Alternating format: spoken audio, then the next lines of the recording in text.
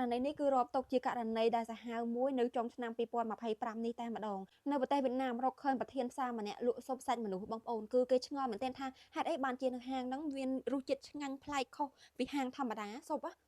ថៃមិនឆ្ងាញ់ស៊ុបសាច់មនុស្សណាមិនមែនសាច់ជ្រូកសាច់គោទេសាហាវខ្លាំងមែនទែនបងប្អូនតែនឹកឃើញដល់តអ្នកធ្លាប់ហូបក្អួតអញ្ចេញអីអញ្ចេញទៀតលោកអើយហូបបាយឡើងជប់3ថ្ងៃហ្មងធ្លាប់ឃើញខ្មែរយើងម្នាក់ដែរគាត់ផុសថានឹកស៊ុបនៅវៀតណាមរសជាតិឆ្ងាញ់ប្លែកអញ្ចឹងប្រហែលដឹងប្រហែលទៅហូបសាច់មនុស្សនឹងដឹង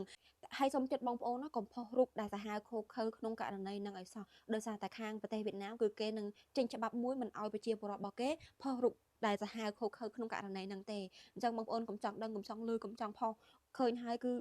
ឆ្អែតបាយហូបបាយឡើងចូលតែករណីនេះគឺជាករណីពិតtrongឆ្នាំ2025នេះតែម្ដងក្តៅជនជាតិនេះគឺសាហាវមែនណាបងប្អូនចិត្តដាច់ខ្លាំងមែនទែនហ្មងហើយគ្រាន់តែយើងនឹកឃើញនឹងក៏មិនហ៊ានហូបផងហើយអាអ្នកធ្វើនេះគាត់តែហ៊ានធ្វើគេហៅថាបីសាចនេះបងប្អូនមនុស្សបីសាចហ្មង